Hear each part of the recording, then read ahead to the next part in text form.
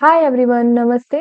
Tarot card सिखाने की series में ये मेरी सेकंड वीडियो है। आज के लेक्चर में हम टैरो कार्ड से रिलेटेड कुछ ऐसी बातें जानेंगे जो बिगनर्स के दिमाग में उठती हैं, उनके आंसर्स, टैरो कार्ड्स कौन से खरीदने चाहिए, क्लिनजिंग उनकी कैसे करनी चाहिए, चार्जिंग कैसे करनी चाहिए और उनका रख रखाव। अगर आप कुछ और ऐड करना चाहते हैं या फिर आपके सजेशंस जो आप सीखना चाहते हैं, प्लीज कमेंट सेक्शन में बताना, मेरे लिए हेल्पफुल होंगे। स्टार्ट करते हैं टैरो डेक से। सबसे पहले बिगनर्स के दिमाग में ये सवाल आता है कि हमें कौन सा टैरो डेक खरीदना चाहिए, और ये बहुत ही ज्यादा कंफ्यूजिंग होता है। मैंने स्टार्ट किया था सीखना तो मुझे भी लगता था कि मार्केट में इतने सारे आई कैचिंग टैरो डेक्स हैं कि कलर्स एंड पिक्चर्स उनकी बहुत अट्रैक्टिव लगती हैं, तो लगता है ये भी खरीद लें वो भी खरीद लें।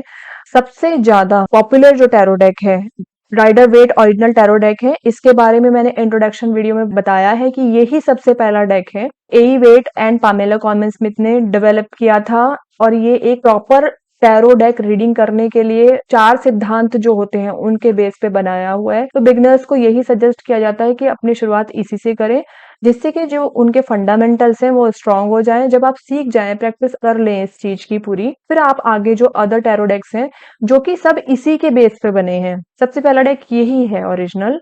बाकी इसमें फिर चेंजेस करके बाद में अलग अलग जो राइटर्स हैं या फिर जो टैरो रीडर्स हैं उन्होंने पिक्चराइज करा के, डिजाइन करा के नए डेक्स निकाल दिए, बट वो बहुत ज्यादा कंफ्यूजिंग हो जाते हैं। आप बेसिक मीनिंग उनसे पढ़ना नहीं सीख पाएंगे। और यही डेक क्यों लें?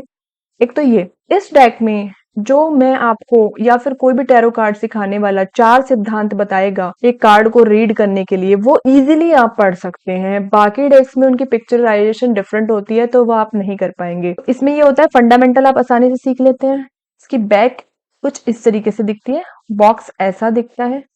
ये आपको इजीली ऑनलाइन कहीं भी अवेलेबल है इंडिया में, अमेजोन से आप परचेज कर सकते हैं। कार्ड्स ऐसे दिखते हैं, इसके ऊपर यहाँ पे मेंशन रहता है द ओरिजिनल। अगर आप चाहें बाद में जब आपको अच्छी रीडिंग करनी आ जाए तो आप और भी जो अच्छे अट्रैक्टिव टैरो डेक्स हैं वो ले सकते हैं, बट आपको सभी टीचर्स यही सजेस्ट करेंगे कि शुरुआत इसी से करनी चाहिए। हमारा सेकंड चैप्टर आप है क्लींजिंग और चार्जिंग। डेक को खरीदने के बाद कैसे करनी चाहिए? जब भी आप कोई डेक परचेज करते हैं ऑनलाइन, वो बहुत सारे लोगों ने टच किया होता है और एनर्जीज का इंटरफेरेंस बहुत ज्यादा उस डेक में होता है। जब आप एक नया डेक रिसीव करें, उसको खोलने के बाद उसको क्लींजिंग एंड चार्जिंग करना मोस्ट इम्पॉर्टेंट एक स्टेप भी है शुरुआत करने से पहले। इसके ये मेथड्स हैं कैसे क्लींस करते हैं। सबसे पहला मेथड होता है स्मजिंग, स्मोक, इंसेंस, अगरबत्ती, धूपबत्ती, स्मोक के थ्रू, धुएं के थ्रू आप इसकी क्लींजिंग कर सकते हैं कार्ड्स की।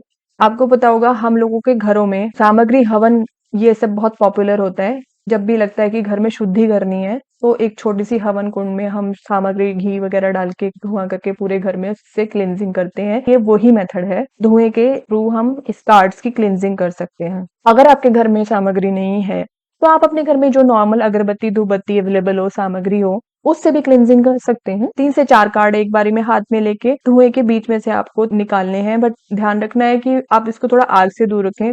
फिर सेकंड मेथड है क्रिस्टल्स के थ्रू। अब क्रिस्टल्स के बारे में जिनको नॉलेज नहीं है ये ऑनलाइन सर्च कर सकते हैं, बट मैं प्रेफर करती हूँ फर्स्ट मेथड, क्योंकि क्रिस्टल्स की नॉलेज सबको नहीं होती, बट जिनको नॉलेज है थोड़ी तो वो क्रिस्टल्स से कर सकते हैं charge. Selenite and clear quartz ये सबसे ज्यादा फेमस क्रिस्टल्स हैं जो टैरो कार्ड रीडर्स के पास आपको यूजुअली देखने को मिलेंगी। आगे जाके जब आप एक अच्छे टैरो कार्ड रीडर बन जाएंगे तो क्रिस्टल्स की नॉलेज भी लेना आपके लिए बहुत मस्ट हो जाएगा। क्रिस्टल्स को भी आपको क्लींस और चार्ज करना पड़ता है मूनलाइट में 15 डेज में। तो क्रिस्टल्स में कैसे कर सकते हैं हम? सेलेनाइट की प्लेट आती है या क्लियर क्वार्ट्ज के टम्बल स्टोन्स आते हैं, तो आप वो कार्ड के ऊपर, डेक के ऊपर रात को रख सकते हैं, क्लिंजिंग हो जाती है इनकी, और नेक्स्ट डे मॉर्निंग में कार्ड को यूज कर सकते हैं। और इन क्रिस्टल्स को भी क्लिंजर चार्ज करना पड़ता है आपको 1 मंथ में, 15 डेज में। फिर सॉल्ट क्लिंजिंग, नमक के साथ।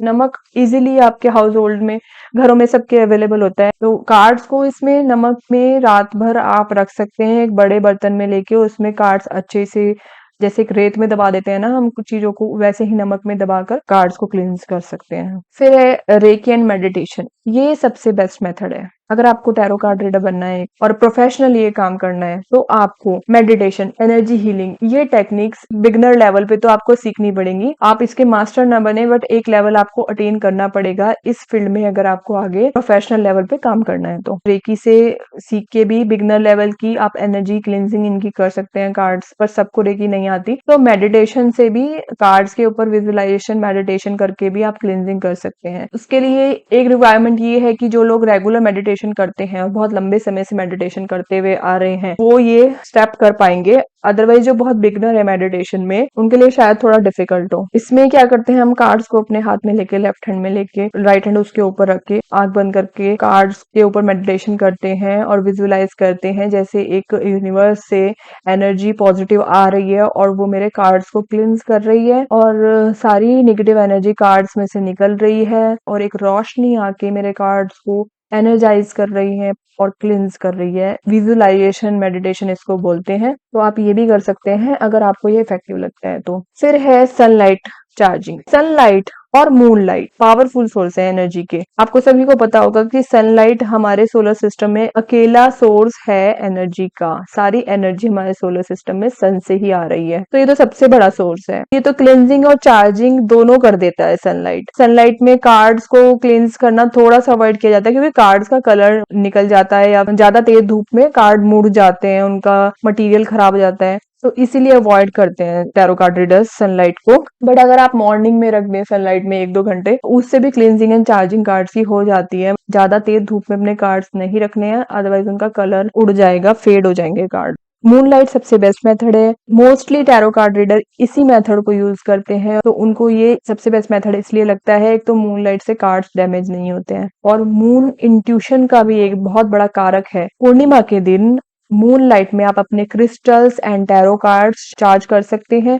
आपके पास अगर क्रिस्टल्स हैं, टैरो कार्ड्स को, दोनों को आप अपने छत पे या फिर आपकी बालकनी में मून लाइट के नीचे रख सकते हैं। तो मून लाइट में रात भर छोड़ने के बाद आप मॉर्निंग में उठा लें, उससे भी कार्ड्स चार्ज हो जाते हैं। और ये पूर्णिमा के उस रात को करना है जब ग्रहण ना हो, क्योंकि चंद्र ग्रहण वो मोस्टली पूर्णिमा के दिन ही पड़ता है, तो वो आप देख लेंगे कि उस पूर्णिमा पे ग्रहण ना हो।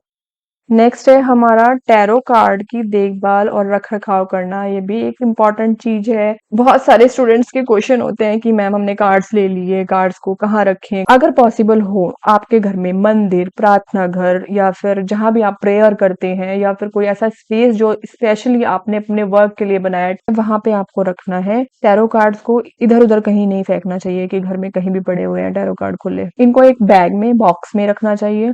कार्ड्स जल्दी खराब नहीं होते हैं। अगर कार्ड्स को आप ऐसे ही रखेंगे इधर उधर वो, तो उनके कॉर्नर्स खराब हो जाते हैं। रीडिंग करते समय एक क्वेश्चन उठता है कि क्या रीडिंग डायरेक्टली टेबल पे करनी चाहिए कि कपड़ा बिछाना चाहिए, कि कौन से कलर का कपड़ा बिछाना चाहिए। टैरो कार्ड रीडिंग करते समय आप टेबल पर एक सॉफ्ट कपड़ा, वेलवेट का कपड़ा बिछा सकते हैं, इसीलिए क्योंकि ये हैवी होता है और वेलवेट पे कार्ड्स को स्प्रेड करते हैं तो वो इजिली स्प्रेड हो जाते हैं। इससे कार्ड्स बार बार रगड़ लेने की वजह से टेबल के ऊपर खराब भी नहीं होते। टेबल के ऊपर गंदगी है तो स्क्रैचेस लगते हैं, कार्ड के प्रिंट खराब हो जाते हैं। तो आपको जो कलर पसंद हो आप वो कलर का ले सकते हैं। Mostly tarot card reader red या वॉयलेट कलर का कपड़ा लेते हैं क्योंकि वॉयलेट कलर क्राउन चक्र इंट्यूशन के साथ रिलेट किया जाता है। आगे कलर थ्योरीज भी हम इसमें पढ़ेंगे तो उसके बाद भी आप डिसाइड कर सकते हैं कि आपको कौन से कलर का कपड़ा लेना चाहिए। अभी आप रेड या वॉयलेट दोनों में से कोई ले सकते हैं। कार्ड्स को मैंने बताया था आपको मिस हैंडल नहीं करना चाहिए जिनसे आप रीडिंग करते हैं। नेक्स्ट स्लाइड है हमारा classification of tarot cards. Classification में 2 डिवीजन है,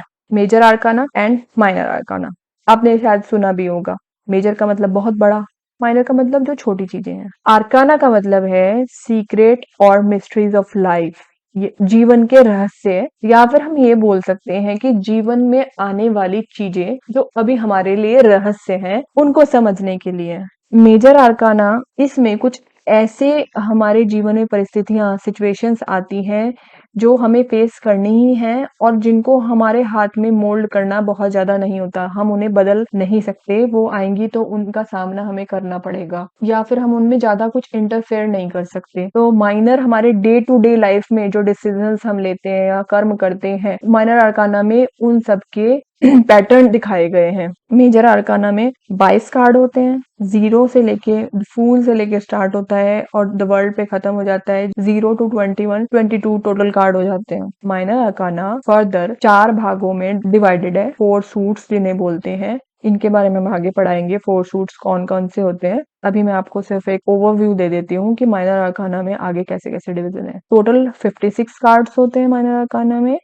पिप कार्ड्स जो होते हैं, पीआईपी बोलते हैं इनको, ये एस टू 10, मैंने 1 to 10 लिखा है यहाँ पे बिकॉज एस जो होता है वो 1 ही होता है। हर सूट में 4 कोट कार्ड होते हैं। अगर हम अब इसका कैलकुलेशन करें, हमारे पास माइनर आर्काना में फर्दर डिवीजन 4 सूट्स का हो गया। उसके बाद हर सूट में एस टू 10 पिप कार्ड्स हैं, यानी कि 10 into 4 40 पिप कार्ड हो गए। उसके बाद हर सूट में 4 कोट कार्ड हैं, 4 into 4 16 हमारे पास कोट कार्ड हो गए। आई होप आप लोगों को क्लियर हो गया हो। ये माइनर आर्काना 4 भागों में फर्दर डिवाइडेड है। टोटल 56 कार्ड हैं। पिप कार्ड 1 से लेके 10 तक की जो नंबरिंग होती है कार्ड में, एस टू 10, उसको बोलते हैं। हर सूट में 10 पिप कार्ड हैं, तो टोटल 40 पिप कार्ड हो गए। हर सूट में 4 कोड कार्ड हैं, टोटल 16 कोड कार्ड होते हैं। तो ये एक जनरल ओवरव्यू कार्ड्स का मैंने आपको बता दिया है। नेक्स्ट वीडियो में हम माइनर आर्काना के फर्दर 4 डिविजन्स के बारे में पढ़ेंगे डिटेल्स में। 4 सूट्स कौन से होते हैं, उनके एलिमेंट। आगे आप क्या वीडियोस देखना चाहते हैं ये भी कमेंट सेक्शन में बताना। And thanks for watching my videos.